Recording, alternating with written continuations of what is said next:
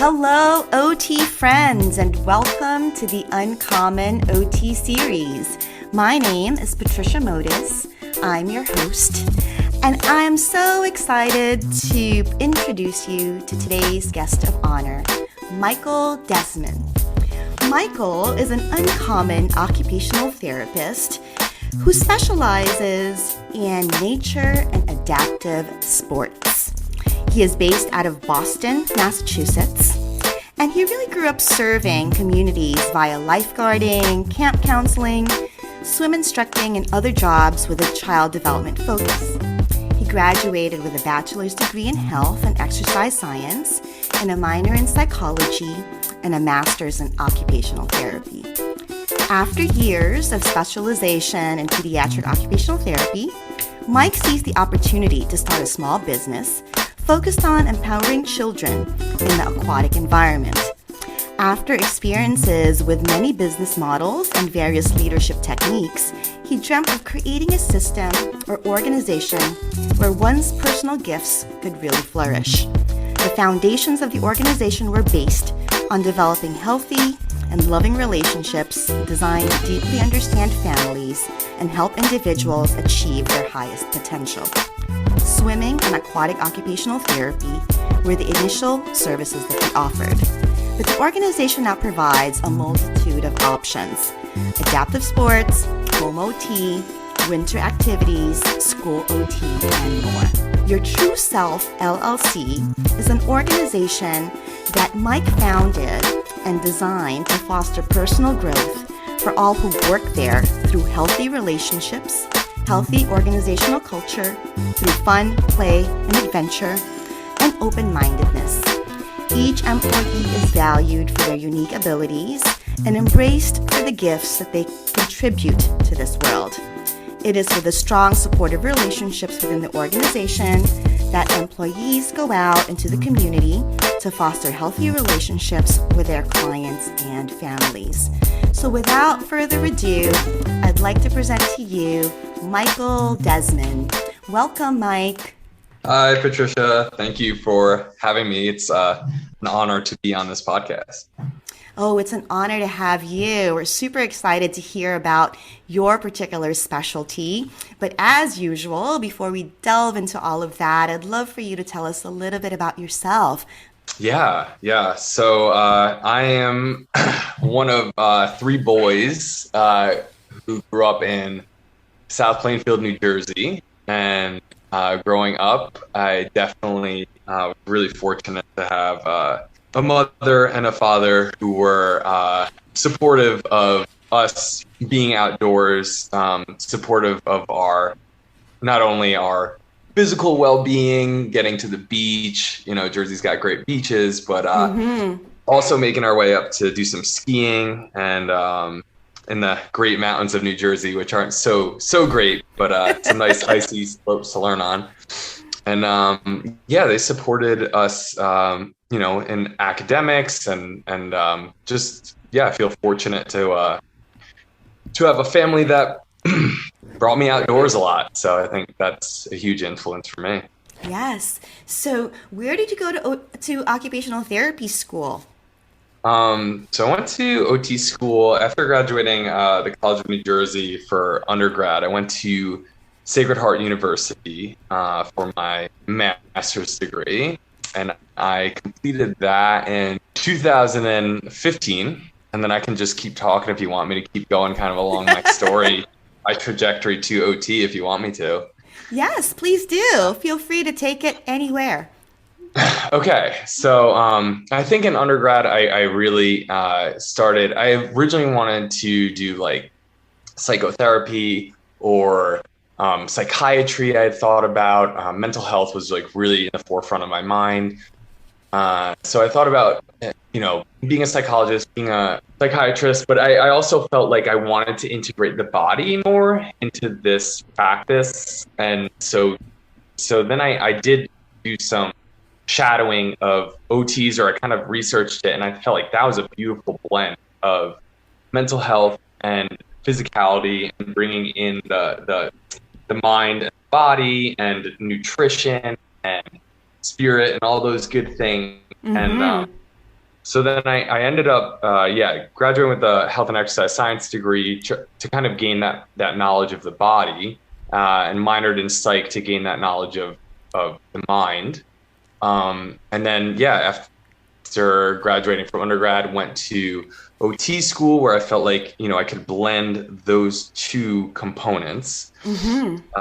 And so I was really excited because I felt like occupational therapy was pretty limitless and that it covered a huge spectrum of freedom in the healthcare system and creativity in the healthcare system that not really any other profession I had encountered.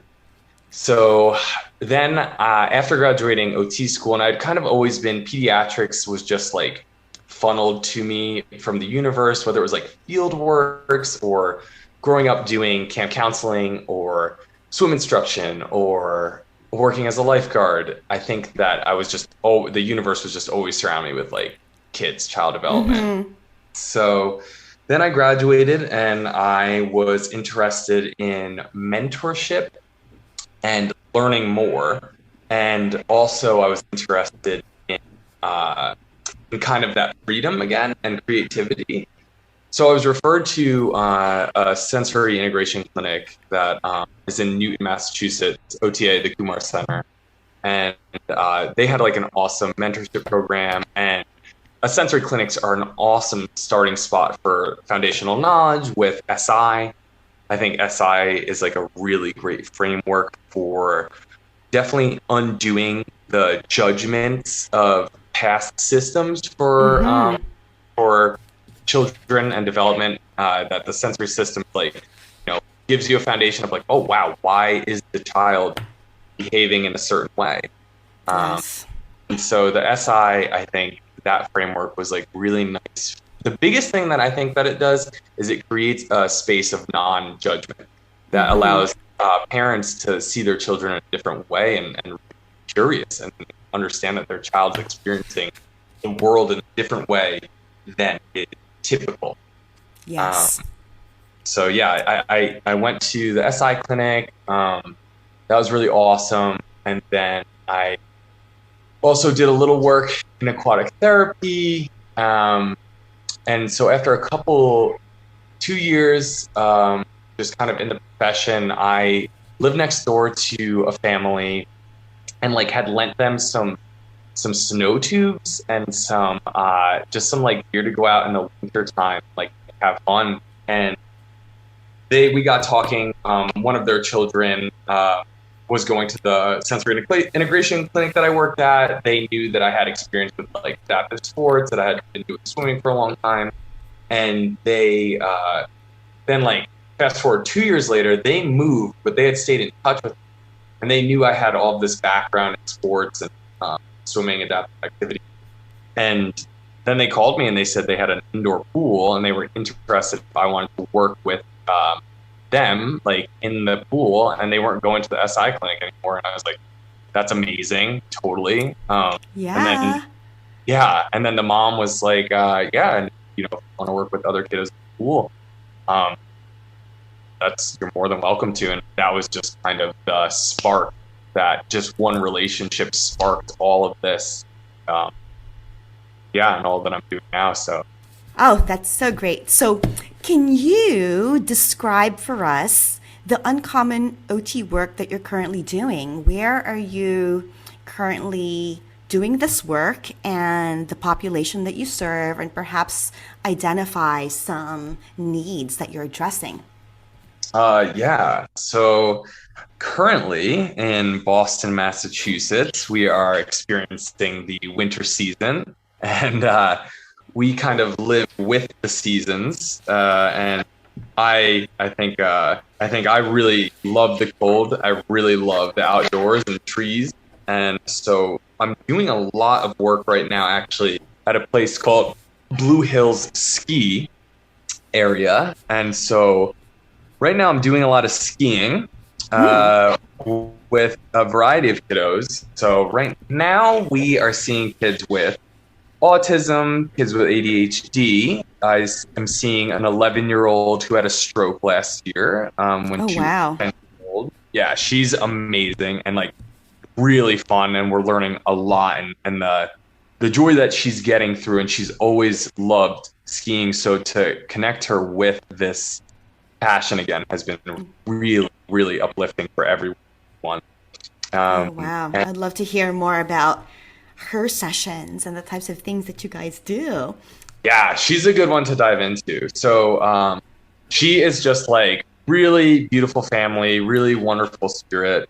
And, mom, and dad, and brother are really dedicated. And it's a huge life change to have a stroke at such a young age. Yes. And so the conversations, that we have, and, those circumstances are always going to be different in life. And change is always occurring, and not everything goes as we expected it to, though there are some really foundational truths that still exist for like everyone. And so regardless of physicality, regardless of anything, we're always going to have access to this inner world, and this, like, whether it's imagination or joy or love or fun. And she really hits it with like accessing this joy during our sessions, and especially during skiing. So, the number one thing that we do is like we have fun first. So we're testing out, and like, she's getting back into it, and it's amazing how she looks on the skis. Like, she looks incredible. How it affects her posture, the sensory feedback of movement and of this activity that like feeds her body. And through that, we're learning a lot about even just like bilateral integration and how her hips are moving and how she's integrating both sides of the body, because she's had this, this injury to her brain. And, but yeah, I think, it's been really exciting to go up. We use like a magic carpet to get up the hill, and then coming back down, there's just a lot that I'm learning and how her body is moving, and how to facilitate and how to hold her to facilitate new movement and relearn movement and independence in this activity. And, even over the course of like an hour session, she is gaining more and more skill and more independence. So that this year, that client and that experience has been really profound for me, and something that I've been enjoying a lot. Oh, I love that. I want to delve into sort of like a typical session with you in a moment. Thank you for, giving us some examples of, kind of like the types of kids that you see. It sounds like you're on a mountain on skis for most of the day lately. Right now. Yeah. I mean, that's what hops to mind. I'm also doing like a lot of biking and a lot of scootering with other clients, weightlifting, with some clients. So it's still doing kind of like, each day is definitely diverse, but that's what sticks out in my mind right now, because it is wintertime, because I love skiing so much. Oh, I love it. It sounds like such an interesting work day. But Mike, tell us a little bit about what drew you into this type of work. I mean, I know that you've, always worked with kids all of your life. You've worked with camps. Like, is that what drew you to this type of OT work, or is there any more that you'd like to share?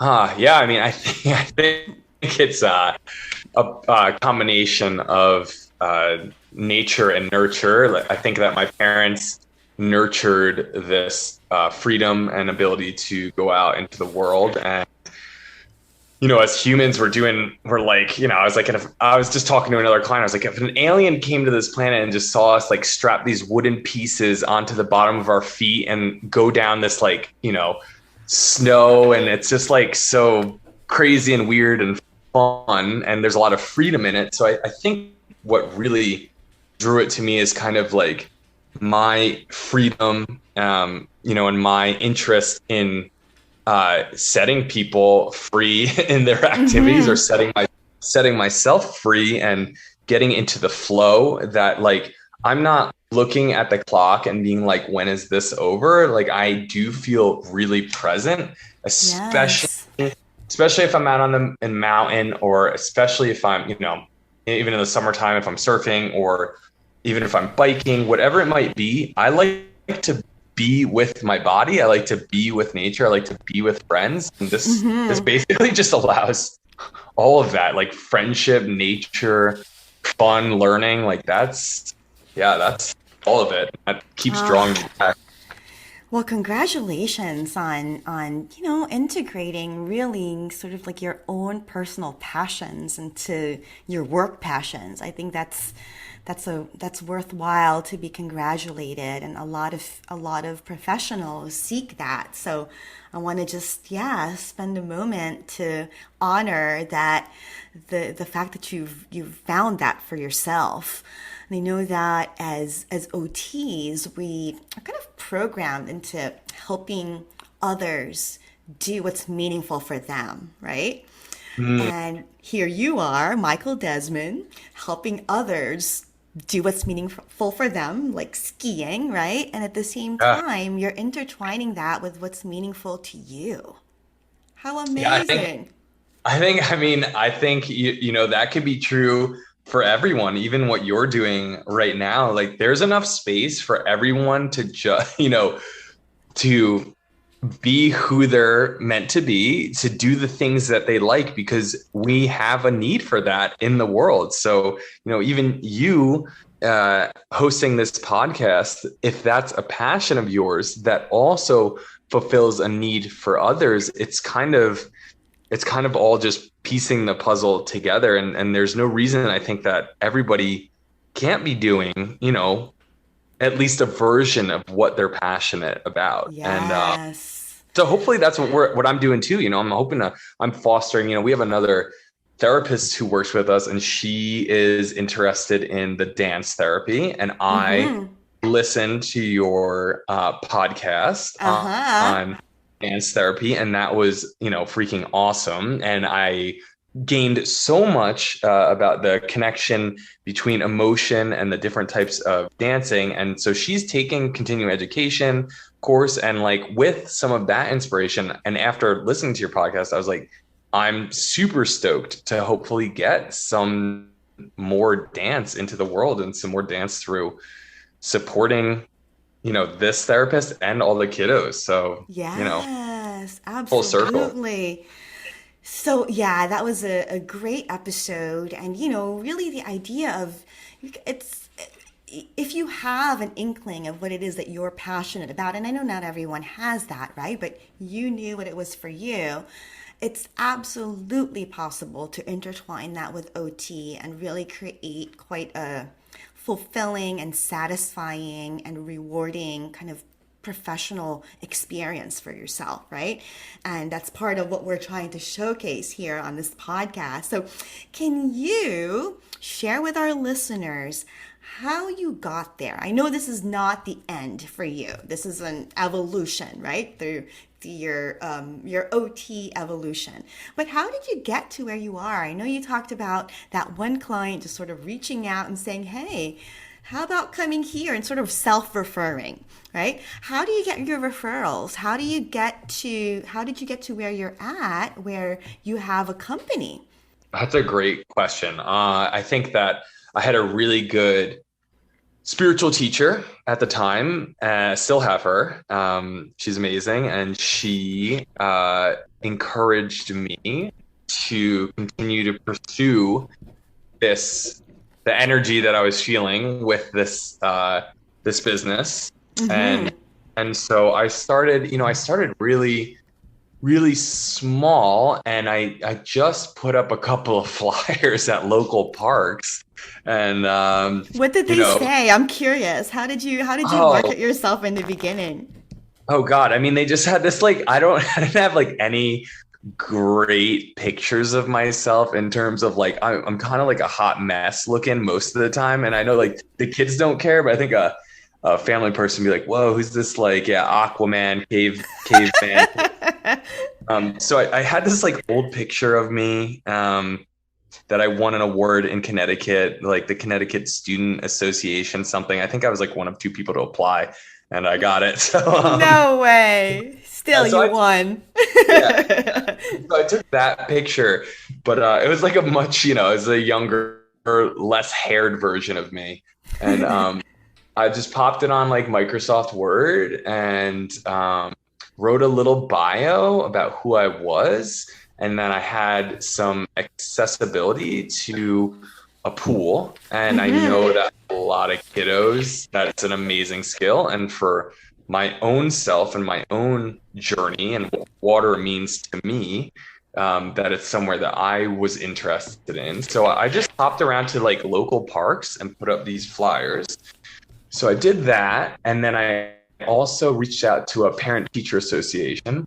Okay. And I let them know that I was doing outdoor activities, that I had done adaptive biking with a lot of kids growing up and in undergrad, and then even at the sensory clinic and skiing. And so I advertised myself a little, and then I just started getting bites. People started emailing me through the Parent-Teacher Association. People started contacting me, just a couple at a time, with even those flyers, like a very primitive, archaic marketing strategy, but they work. Hey, that's what I want our listeners to know, right? So PTA meetings, archaic flyers, right? Word of mouth. Yeah. These are like the non-super sophisticated ways of getting the word out there. Yeah, and I made a website, and it was dinky, but it like captured my love for what I was doing and who I was and what I was interested in. And like, there's so many insecurities along the way too, but everyone has insecurities. So like, yes. You just feel alone, but you're not alone. And like, even the insecurities can help you connect with others. And, yes. And so like, it's all a gift. And, so slowly people started contacting me. And so it was about that started 2017, September of 2017 was when I just like initiated and started that little side business. I was still working at the time at the sensory clinic. And then in 2000, so like just slowly accumulating clients. And then in 2018, I talked again with like my Justine, who's one of my spiritual teachers, and she was like, how many more kids do you need to just do this by yourself, and I love the settings that I was at, but it's not paying like crazy amounts. Like, I'm not financially committed to this, to making this money, working hard heck and like making just a little bit of money. So, I was like, wow, man, I guess if I really had 5 more clients, like that would be enough for me to just do this completely independently. And she was like, you could get 5 clients. And I was like, you're right, I could get 5 clients. Oh, I love that. So were you doing like PRN type of work while you were doing this work?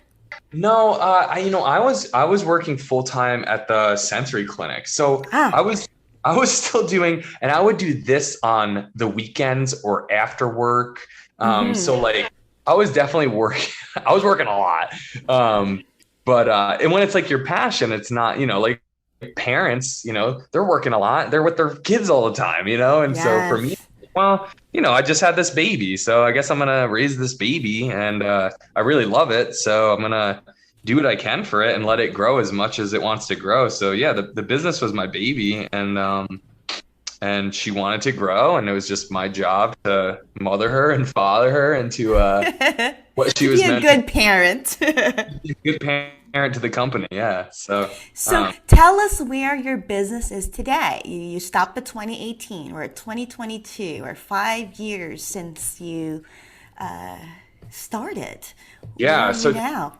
So 2019 was when I went fully independent, and then just spent 1 year being just focusing on the company and just me. Then 2020, I started taking on some like really awesome and gifted therapists, and and so then the pandemic hit, and that was all a crapshoot, but also really great because it adapted us and made me go more outdoors. So that was fantastic. Mm-hmm. So yeah, and then it's kind of just been about growing slowly, but really fostering, this year, right now let's say we have, including myself. So I'm one, then we have Shane, Andrea, Jamie, Melissa, Luke. So we have, 6 OTs, and then we have Lily and Oliver as, instructors. And then we've been taking some OT students as well, and have some OT students that work with us as swim instructors too. So right now it's been about like nurturing the culture, nurturing the workspace, and like I think through my experiences with specific work environments that I felt were unappealing, that I may have felt used in, Mm-hmm. and not necessarily the sensory integration clinic. That I felt like that was such a great area to help me grow and learn. But other experiences helped me learn what not to do. And so I felt like, valuing the therapist, really establishing relationships with each therapist that works with us, that's just going to carry over. Like that love's going to carry over into each session with the kiddos. So Absolutely. yeah. Wow, Michael. I am so impressed. Like, really, your vision, how you're really trying to be as authentic as you can to that vision, right? And from a really holistic space. I mean, not even just for the services that you offer, but to the employees that you hire to provide the services. So thoughtful, and I just think that that just, yeah, deserves big congratulations. Just not just for the idea, right? Sometimes people will have the right idea but are not able to execute it properly. But wow, from 2017, where you were questioning whether, you could get 5 clients, to 2022, where you now have 6 OTs on staff.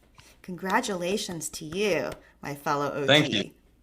Yeah. Oh, thank you. I mean, I think it's a blessing to just have this opportunity. So I love life, like being a part of it. So just trying to, just trying to share it. So, Wow.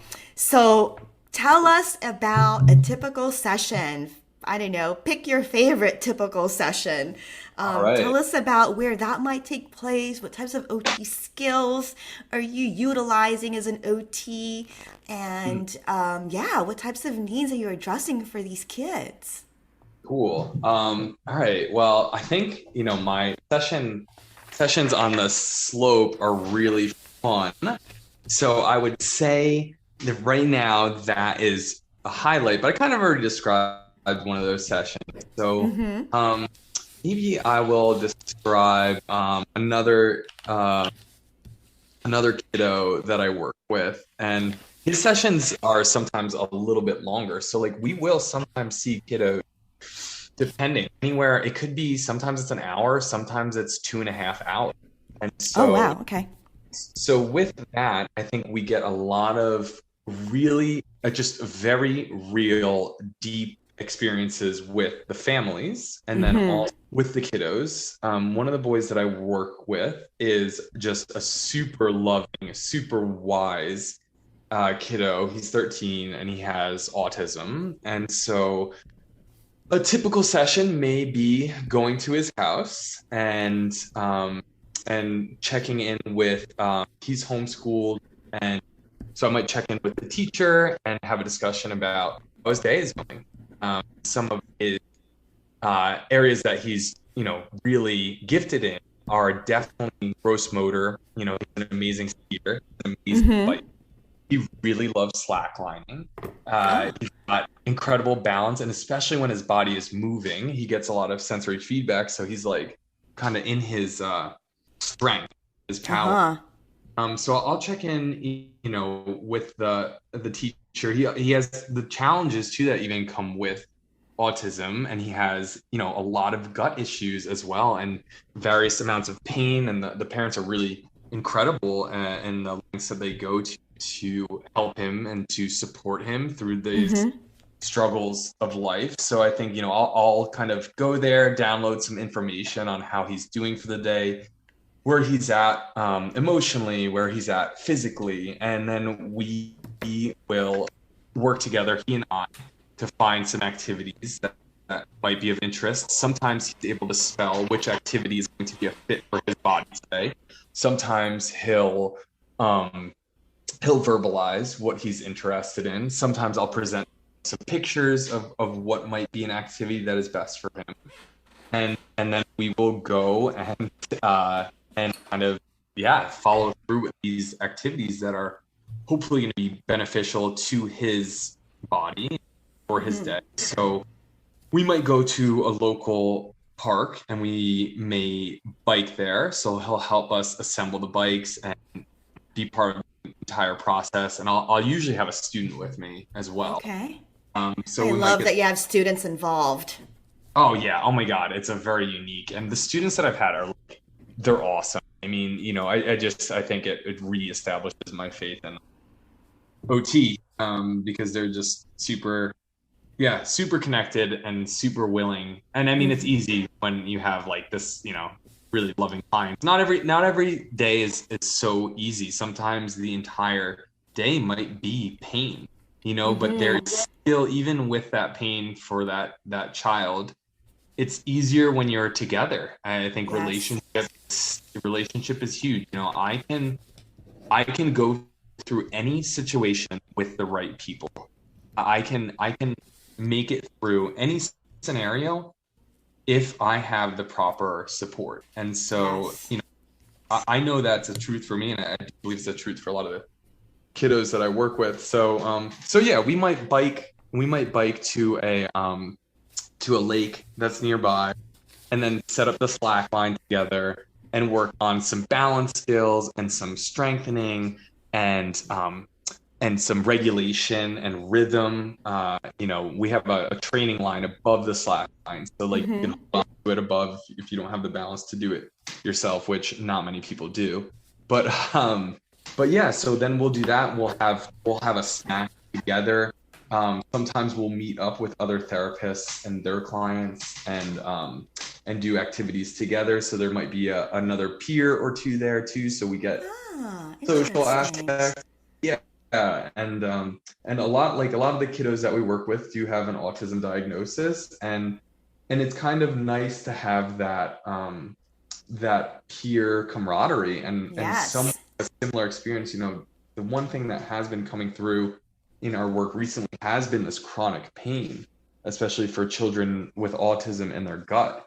And so I've been learning a lot about the body and the gut and pain and all of these aspects of life that are like, kind of negative or challenging. And so that in itself, though, is a lot of learning, and it's easier to do it together. And so I just feel the more togetherness that we can get, building those relationships are just so helpful for everyone.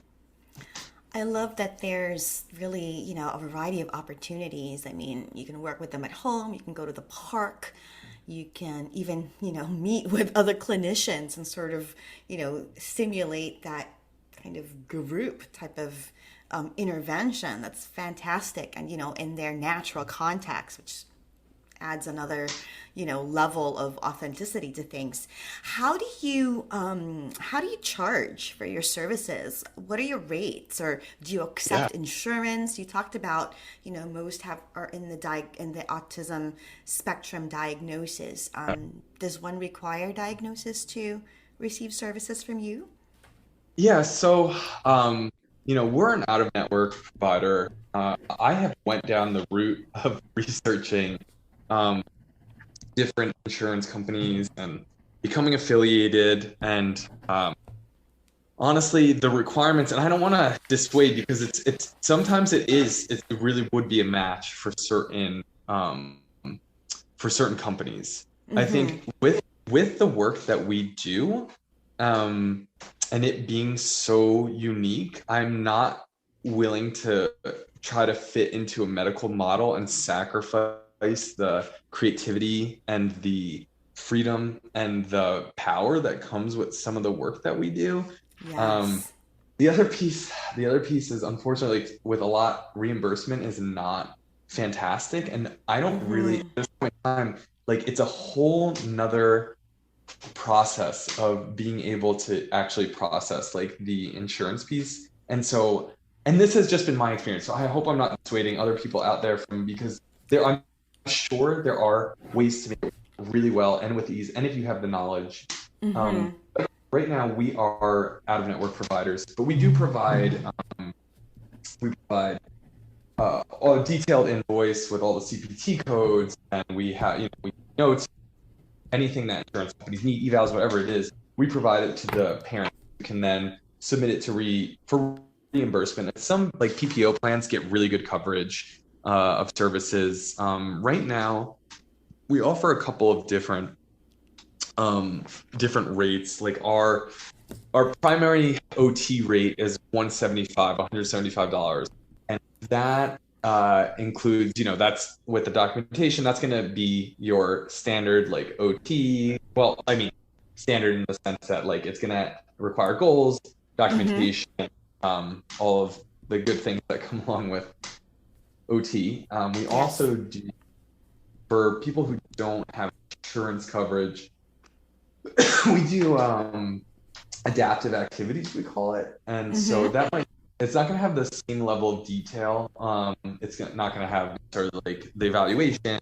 We're still going to do intake. We're still going to really learn about this child. We're not going to do documentation or like written goals for them, but we'll definitely always communicate with the family. Mm-hmm. That is 130 an hour. Although all these rates will have to get bumped up a little bit because everything here has gotten really expensive lately. So like 2022, the rates unfortunately have to go up. But for right now, that's for one-to-one services. Then we Mm-hmm. also offer other options of like 2-to-1 for adaptive activities, or three to Mm-hmm. one. That lowers the rate too. And then we also, like, I try my best to um, fit like people within budgets, like Yeah. we do reduced or discounts if people do like bundles. And then we also I try to be as human as possible, and like understand people's budgets. And if people only have a certain amount, like, then Mm-hmm. I'm best to do a sliding scale. The work that we do is really valuable, and so I'm not necessarily willing to undervalue the work, because Yeah. even for the therapist, like, I want to be able to pay well. Like, our starting rate for a therapist is $70 an hour. I think it's at the higher end for where we're at, or like, what different levels of experience. I would pay more too, but Mm-hmm. yeah, for the most part, I'm trying to create a space. And I mean, I know that when I started, I think I got offered like $40 an hour per, like, I mean, I like worked my way up to $45 an hour, and that was only Oh like my five gosh, you years don't even want to five know what I was started with. Uh-huh. No, I mean, I believe it. So, that was part of it too, is like, man, to just value, when you value your therapists and they don't have to completely stress out. And like, ideally, I would love if our therapists are able to do a 4-day work too, like that way Mm-hmm. they're not burning out. Like, I've just seen and I've experienced myself, like, the rate of burnout can be so high, and then it's not good for anyone. It's not like Nope. you're getting just like a dulled down version in therapy sessions. So those kids aren't getting a full experience. They're not getting like, that individual in a well rested and energized and creative state. So I Absolutely. think it's important to preserve that value. I 100% agree. I really appreciate just the variety of sort of like the pricing options that you have for your clients, and also just the work culture that you're trying to develop, right? I mean, it sounds like you're kind of just going with, okay, this is what I liked while I was working there, and this is what I would appreciate more of, right? 4-day work week sounds amazing. That's enough to get me to work someplace, right? Or even just having an employer who is so concerned about my welfare and my satisfaction and just the peace and rewards that I get out of being there every day, right? If it's a full-time kind of situation, that's already a plus for me. So I really appreciate that culture that you're trying to develop there. And also for sharing, the specifics of your rate system, etc. That's so helpful to our listeners. Do you have any career advice? I know you already gave us some bits and pieces here and there, but any career advice for any of our followers and listeners who are interested in really getting started on your path? I mean, it's so great to know that you take students. So, right, students who are out there in OT school right now interested in this, you can contact Michael. Anybody we've been really lucky. We've had some bomb students, just like really, great, creative. And you know what though? It's also easy. Like a lot of the kids that we work with are just so lovable. And it's like, it makes it easier when you have like just really adoring kiddos. I mean, you have lovable clients, you have a wonderful work culture, right? Where people want to like stay at work all the time just because they love it there, right? And you're compensating your workers well. It's a win-win. It's a win-win. Yeah, I mean, I'm still human too. I know that like sometimes I'm not getting around to texts that are like getting old, and there's a lot of different, there's so many different aspects to running business. So I'm always trying my best. I'm by no means am I perfect, and I experience frustration, and I'm human and have human triggers just like everybody else. It's just that is the intent. The intent is pure, and so anytime I veer off path, I do hope to return to that truth. And so I mean, to get more into the career advice, I would say that like I constantly felt pulled or pushed. I felt either pulled towards love, pulled towards something that I enjoy, pulled towards lightness, pulled towards like, the joy, the energy in life that is going to help me grow. Or I did also felt pushed. I felt pushed away from environments and work cultures or supervisors who I didn't feel the love from, or I didn't feel value from. And so no matter what, I was always getting pushed or pulled along this path of purpose, what I'm supposed to be doing. So I think like any, even negative circumstances are good learning opportunities to change. Yes. And I think positive, if you have like, a place out there that feels really good, even if you don't want to necessarily do an entrepreneurship, but like a mentorship, there's something that you value, reach out to them and see if they'll just talk and give some suggestions. And then I guess also that like it just starts slowly, it's just the first, just put a flyer out there and see what happens. Yes. And be surprised, and then you work in that one kiddo is a piece of art with you, and then other people see that piece of art and they're like, wow, this is beautiful, I think I want some of this art, and start working on art with another kiddo, and more people see this beauty that you're creating, and they just want to be part of that artwork, they want to be part of the creativity. And so I think just just make that first step, whatever that first step is for you. Take that step in that direction. Oh, such great advice. Thank you for that, Mike. Are there any misconceptions or, myths about the current uncommon OT role that you have that you'd like to maybe call out or demystify? I think a lot of people envy what we do. So I think a lot of people see it and they're like, oh my God, they're just playing and having fun. Like, Yes, I imagine you on the mountaintop skiing all day long or biking or just engaged in sports. yeah, I think they're like, and I mean, I had this experience too. I remember like I went to a meditation retreat, and I was like, it was this all-night ordeal, and I was lying down, and these people that ran it, they were playing music the whole time, and as I'm in like this deep meditation, I was thinking like, oh my God, I'm paying these people just to do what they like, huh? Like they were just really themselves. And then I was like, oh, that's what I do. I get it. So yeah, I think a lot of people may undervalue the things that come easy to them, and that might be a gift because it comes so easy to them. They're like, well, everybody must be able to do it. So, but like, not everybody can play with kids. Not everybody can cultivate that joy, and not everybody has that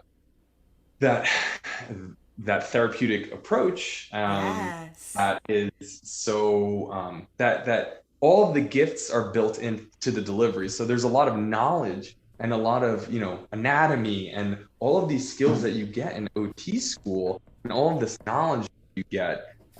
You can package it in a way that is fun to kids, but the message is profound, and the changes for their body and for their life and for their families are profound. It just comes in a package that seems easy and fun. So I think sometimes we get seen and they're just like, oh, I don't know if they're even doing anything. Like, that looks pretty easy, but it's a lot more refined. And there's, it's like, yeah, anybody can sing, anybody can play the guitar, anybody can, make art, but like, it's for the skilled artist, the skilled musician, like, it's really special. So I think sometimes I've encountered people who are like, oh, it's like babysitting, and I was like, well, I just don't think you understand yet. So Yes. maybe one demystification. Well, I personally am super impressed by how you've combined your own passions, right? You've coupled that with your OT lens and this great combination. You're seeing changes that are really evident in the way that the kiddos are functioning, right? So again, congratulations to that. And I thank you so very much for sharing your path, sharing with us a little bit about your business and how it runs and what a typical day might be like. If our listeners were interested in following you, which I'm sure they will be, being in touch, how do we find you? So I think email is definitely best. So I just started a new email account, so I'm not flooding my own email, that our admin team can take looks at too. Because things have been getting a little busy. So it takes me a little while to get back to you. I promise I will absolutely try my best. That would be yourtrueselfot.info@gmail.com. And you could also follow Your True Self OT. Our Instagram is just Your True Self OT. Yeah, we check that too. And you could message us but I think those are probably the two best methods of getting in contact. And we're always looking to play. We're always looking to keep building friendships, having fun. So Well, we will list all of your resources and also your contact information on our show notes. And again, Michael, thank you so very much for sharing with us your journey and just giving us a glimpse to what it might be like to work as an OT in nature and adaptive sports. So thanks for spending the time. Thank you, Patricia. I think what you're doing is really amazing. And so I hope that this just continues to connect more and more people and just help the world evolve and enjoy and love one another. So thank you. And that wraps up another inspiring episode of the Uncommon OT series. Connect with me at www.transitionsot.com. And don't forget to sign up to be part of the Transitions OT community. By doing so, you'll receive my latest compiled list of uncommon OT practice settings, the latest news on mentoring offerings, uncommon OT live events, non-traditional OT resources, and more. You may also follow me on my social media pages on Instagram and LinkedIn. And if you love this episode, head on over to Spotify, Stitcher, Apple, and Google Podcasts to follow, rate, and leave a review. I also ask you to consider pledging your support to my Passion Podcast project by being a patron on Patreon. It is very much appreciated. Sending big OT love. Thank you so much for listening. Until next time.